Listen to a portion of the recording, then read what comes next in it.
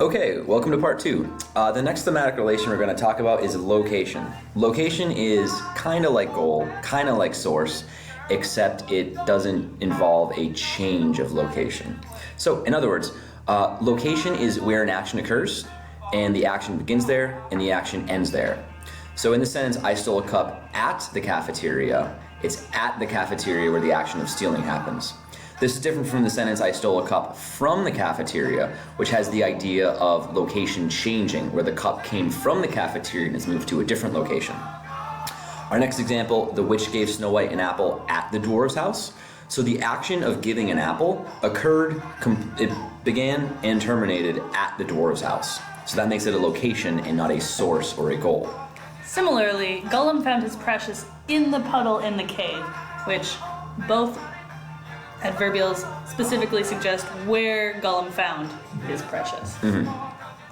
Okay, the next one is an instrument. An instrument is a tool or object used to perform an action. So this coffee will ignite my thoughts. The coffee is an object performing the action of igniting my thoughts. Then the next sentence, the witch poisoned Snow White with the poison apple being the instrument of poisoning. So just a little heads up here, if you see an adverbial with and the thing following it's a direct object, there's maybe a likely chance that it's an instrument. You know, I opened the door with a key. The key was used as an instrument to perform the action of opening the door. I hit him on the head with the hammer. The hammer was used to perform the action of hitting on the head. Now we're going to talk about the beneficiary, the one who benefits something taking place. I bought him a coffee. He benefited from you purchasing the coffee, and he is the one who is in the beneficiary thematic role. I did the project for my group. My group benefited from the project being done. So here we have for as a keyword. If you see for someone, it's a good indication that it might be occupying the beneficiary thematic role. However, in our first example, you can see that that's not always the case.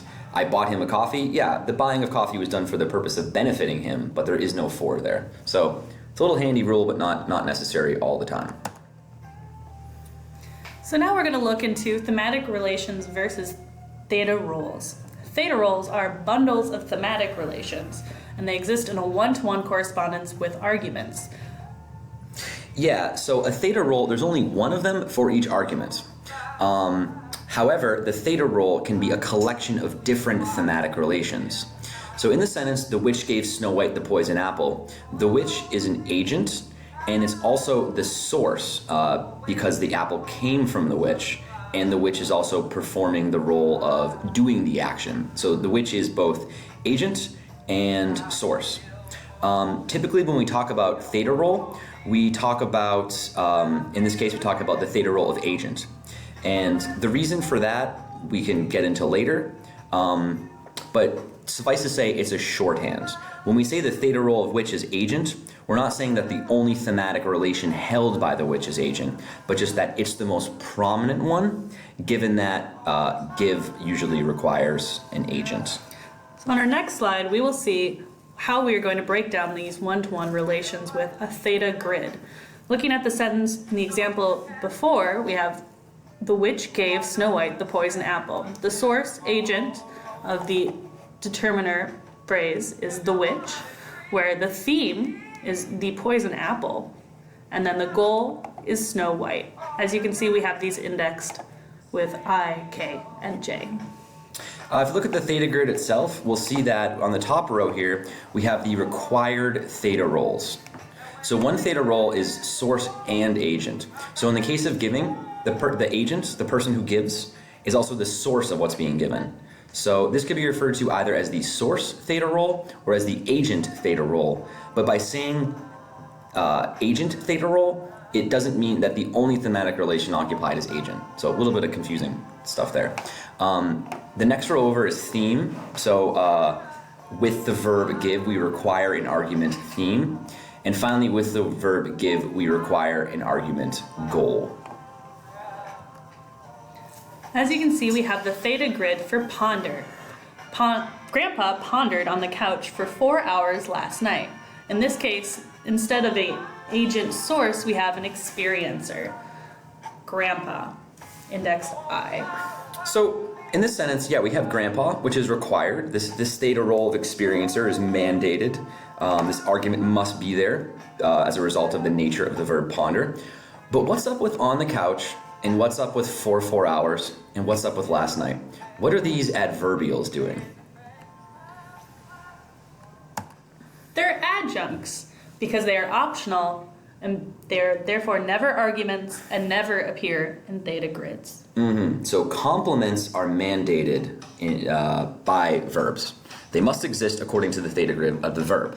But adjuncts will never be required, they're always optional, and they never appear in theta grids. But what's an argument? Well, an argument is basically the type of, how can we say this? The type of structures that are required by a verb. So going back to the verb give, we see that we require a theme argument, and we require a goal argument, and we require a source/agent argument. So another way to look at it is valency patterns, as we have looked at in previous classes and in other ways to describe verbs such as transitive, ditransitive, or intransitive. Right, so this gets back to the whole idea that different verbs require different arguments, and the way we talk about that is with the phrase argument structure. So now we have a slide about the theta criterion, which is that each argument only gets one theta role, and each theta role is given to only one argument. So one argument equals one theta role equals one argument. So applying the theta grid for give, Greg gave Marie Marie, as we can see, this is an ungrammatical sentence because you cannot give Marie to Marie. The source agent is Greg, the theme is Marie, and the goal is Marie. As we can presume, this violates the theta criterion, which suggests that each argument gets only one theta role. Right, so here the argument Marie is given the theta role theme and the theta role goal, which violates the theta criterion. This is just another way of saying that something that is the theme cannot also be given the goal. If you're the thing which is given, you cannot be given to yourself. Let's look at the theta grid for put. So here we see that, first of all, it requires a source or agent. Put also requires a theme. And finally, put requires the argument of goal.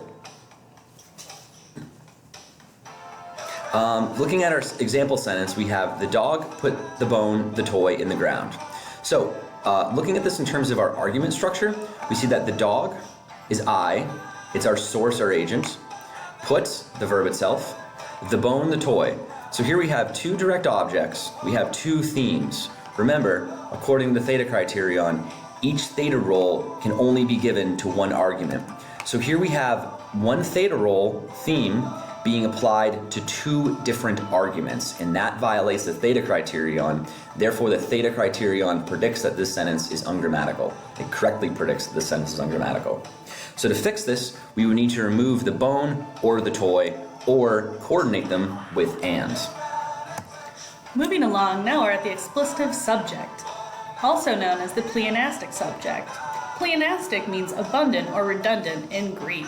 For example, it's raining in here, it's dark in here. The it is the explicative subject because it redundantly refers to the weather, I guess. When we say it's raining, what do we really mean? Well, we mean that rain is falling from the sky. What is it? It is raining. It's a pleonastic subject. It doesn't really mean anything. So what's the deal? Why do we need it? Why do we need this pleonastic pronoun? Why do we need the dummy it? So if we look at a sentence like, that Laura likes Kim Kardashian is likely, we'll see that the subject here is this complement clause, that Laura likes Kim Kardashian, followed by the predicate is, and then the copular, or the subject predicate likely.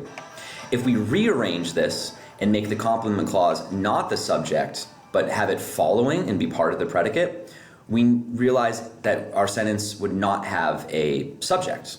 We can't just say, is likely that Laura likes Kim Kardashian. So if you look at the sentence again at the bottom, is likely that Laura likes Kim Kardashian. Those are all the words that exist. But if we rearrange it such that that Laura likes Kim Kardashian is no longer in the subject position, we end up losing our subject. Thus, the expletive or pleonastic subject, it, gets inserted because in English, all sentences need subjects. This requires the explicitive insertion rule. So when we do not have a subject, we have to insert it, the dummy it. So therefore, when there is no theta marked subject, once again, we need to add in the dummy it. Yep. So going back to our sentence where we take that Laura likes Kim Kardashian is likely and rearrange it, we would get is likely that Laura likes Kim Kardashian. There is no theta role there. There's no subject. There's no argument occupying the theta role of agent. Therefore, we got to create the pleonastic subject via the expletive insertion rule. So that's a lot of words to just say there has to be a subject, and when there is no subject, you put an it in there. And here we have this extended projection principle, which once again says all clauses must have subjects. In our first example sentence, that it will rain is the subject, and then we have is likely. Put another way, it is likely it will rain. Once again, we have it being the subject, and this takes the place of that it will rain.